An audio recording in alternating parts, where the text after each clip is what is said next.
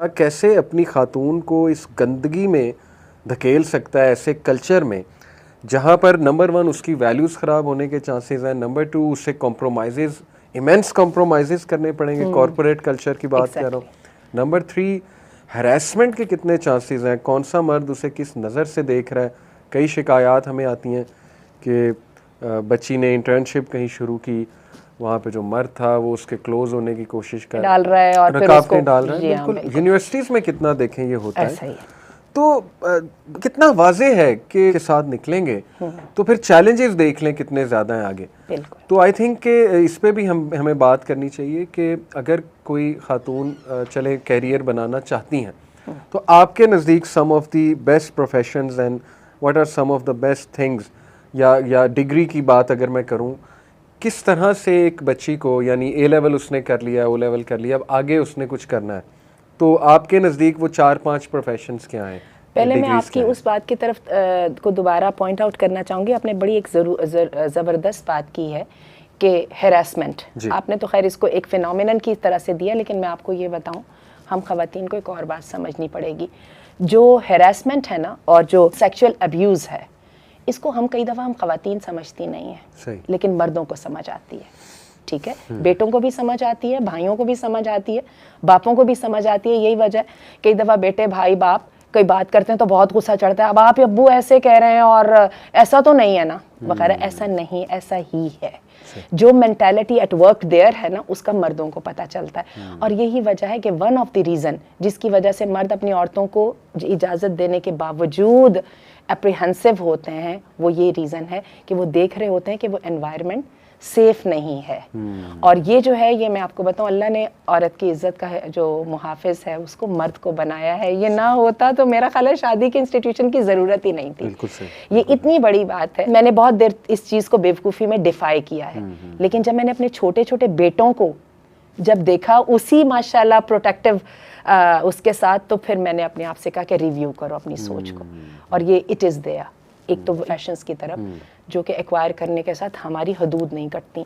अगर तो किसी तरह अल्लाह ताला हमें एक ऐसे अच्छी सोच की गवर्नमेंट दे दे जो अपने लोगों से फ़ायदा उठा सके, तो ख़वातीन की बेइंतहा ज़रूरत है। मेडिकल के शोबे में हम में से कोई डिनाई नहीं कर सकता, हमें वाकई ही कमिटेड और हार्ड वर्किंग ख़वातीन चाहिए। और इसी तरह तालीम के शोबे में जो ख़ास तौर पे जो हाई स्कूल तक जो है 93% ख़वातीन जो हैं वो सक्सेसफुल हैं एजुकेशन इम्पार्ट करने में।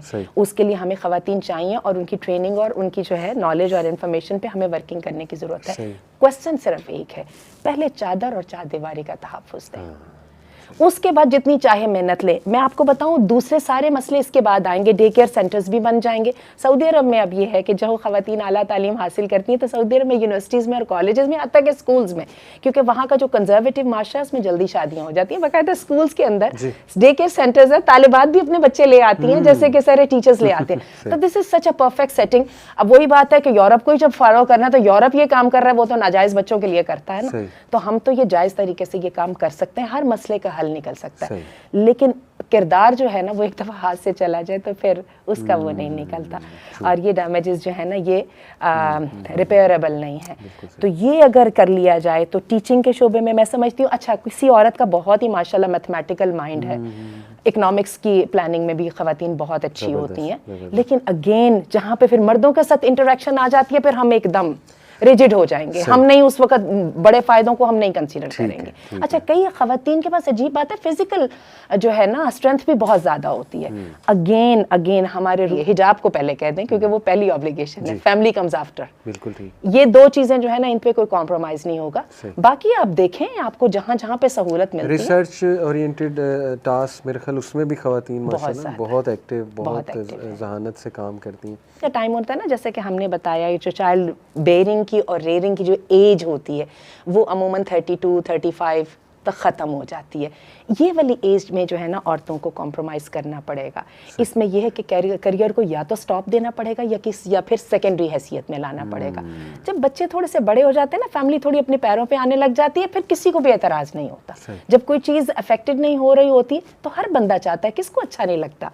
क्या शौहर को अच्छा नहीं लगेगा कि मेरी बीवी प्रोग्रेस करे? उसकी प्रोग्रेस का उसको खुद को भी फ़ायदा और खुद को भी कितना फ़ख्र महसूस होता है। सही बात, सही बात। मैं ये भी डिस्कस करना चाहूँगा कि लेट्स से कोई खातून एक मिक्स्ड एनवायरनमेंट में जॉब कर रही है फॉर वट एवर रीज़न, कोई मजबूरी हो सकती है या चले शी इज़ देयर समहाउ, मर्द बहुत ज़्यादा है, मर्दों से इंट्रैक्शन है बहुत ज़्यादा, तो what are some of the guidelines? क्या वो बिल्कुल भी मर्दों से बात ना करे, बिल्कुल भी इंट्रैक्शन नहीं करनी चाहिए, इस्लाम दुआ नहीं होनी चाहिए, क्या है, व्हाट्स द वे फॉरवर्ड? पिछले दिनों ही मेरे पास एक बहुत ही ज़हीन लड़की आई और वो उनका नस्ट में एडमिशन हो गया और बहुत अच्छे घराने से उनका ताल्लुक़ है, रिलीजियस घराने से, और उन्होंने मुझे आके यही क्वेश्चन किया। तो मैंने उनको 2 बातें, जी आंटी आप मुझे अब बताएं मैं करूं क्या, वहाँ पे मैं जा रही हूँ, और वो जा भी किसी इंजीनियरिंग के शोबे में रही हैं, बहुत ही ज़हीन है। अच्छा। और जो एप्टीट्यूड भी बड़ा कमाल का है। तो मैंने फिर उनको 2 बातें कही और वो भी मैंने सोच सोच के कही। मैंने कहा एक तो आपकी जो इंटरेक्शन है ना अपने मेल क्लासमेट से, वो ऐसी होनी चाहिए जिसको आप फेसबुक पे डाल सकें। सही। यानी ऐसी नहीं होनी चाहिए जिसको आप बताते शर्माएं। सही। एक पूरी क्लास में डिस्कशन हो रही है, कई दफ़ा फ़नी कमेंट्स भी हो जाते हैं, लेकिन अगर तो ये फॉर्मल लेवल के ऊपर और डिसेंट लिमिट्स के दरमियान है तो अल्लाह ताला को इस पर कोई एतराज़ नहीं है। और दूसरी मैंने उनसे बात कही कि एक असूल आपका ये है कि आप हिजाब करें और आपने कभी ना किसी उस्ताद के साथ अकेले होना है, ना किसी मर्द क्लास फेलो के साथ अकेले होना है।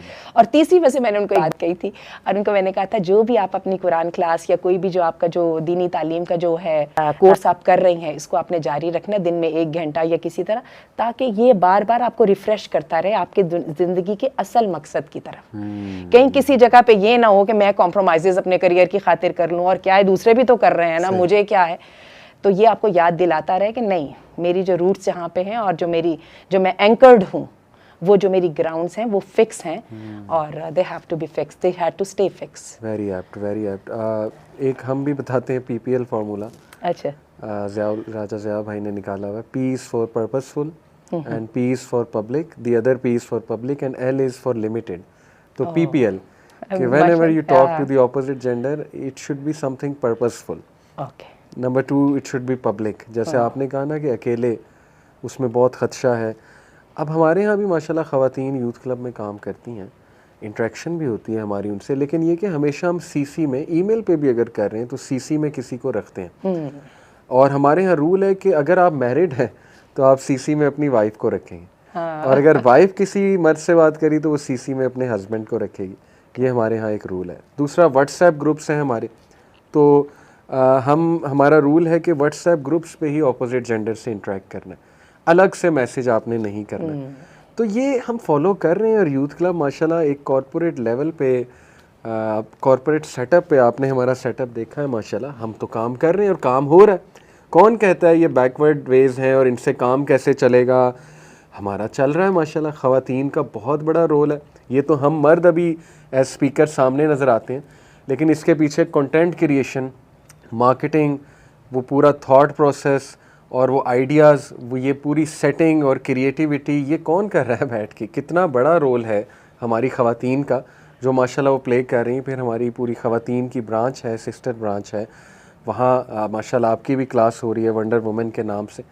तो काम चल रहा है माशाल्लाह by following all the Islamic guidelines. तो हमने तो ये खड़ा करके दिखाया अल्हम्दुलिल्लाह, एक ऐसे लेवल की ऑर्गेनाइजेशन जो मतलब जिससे कॉरपोरेट लुक भी आए as per your definition of corporate, और अल्हम्दुलिल्लाह इस्लामिक गाइडलाइंस भी यहाँ पर फॉलो की जाए, तो इट्स वेरी मच प्रैक्टिकल।